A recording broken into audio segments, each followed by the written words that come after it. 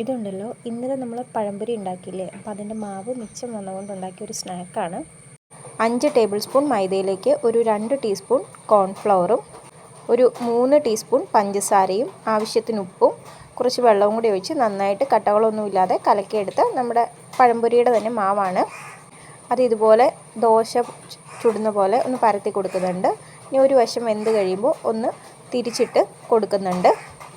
വളരെ ശ്രദ്ധിച്ച് നമുക്ക് പതുക്കെ ഒന്ന് തിരിച്ചിട്ട് കൊടുക്കാം. ആ സൈഡും കൂടെ വെന്ത് കഴിയുമ്പോഴത്തേക്കും നമുക്കിതൊരു പ്ലേറ്റിലേക്കൊന്ന് മാറ്റാം. അങ്ങനെ എല്ലാ ദോശയും ഒന്ന് ചുട്ടെടുക്കാം. അതിനുശേഷം ഒരു 4-5 ടേബിൾ സ്പൂൺ തേങ്ങയിലേക്ക് മധുരത്തിന് ആവശ്യമുള്ള പഞ്ചസാരയും കൂടി ചേർത്തൊന്ന് മിക്സ് ചെയ്ത് വെച്ചിരിക്കുന്നതാണിത്. ഇത് ജസ്റ്റ് ഈ ദോശയുടെ പുറത്തേക്കൊന്ന് സ്പ്രെഡ് ചെയ്ത് കൊടുക്കുന്നുണ്ട്. ഈ തേങ്ങയിലേക്ക് വേണമെങ്കിൽ ഏലക്കാപ്പൊടിയൊക്കെ ചേർത്ത് കൊടുക്കേണ്ടവർക്ക് ചേർത്ത് കൊടുക്കാവുന്നതാണ്. എന്നിട്ട് ഇതേപോലെ ഞാനൊന്ന് റോൾ ചെയ്തെടുക്കുന്നുണ്ട്. ഇതുപോലെ ഫില്ലിംഗ് ഒന്നും പുറത്ത് പോകാത്ത രീതിയിൽ നന്നായിട്ടൊന്ന് റോൾ ചെയ്തെടുത്തു കഴിഞ്ഞാൽ നമ്മുടെ സ്നാക്ക് റെഡി ആയിട്ടുണ്ട്. നല്ല ടേസ്റ്റിയാണ് ഇത് കഴിക്കാനായിട്ട്. അപ്പോൾ ഇനി ആരെങ്കിലും പഴംപൊരിയൊക്കെ ഉണ്ടാക്കി നോക്കുമ്പോൾ മാവ് ഇതുപോലെ മിച്ചം വരുവാണെങ്കിൽ ഇതൊന്ന് ട്രൈ ചെയ്ത് നോക്കുക.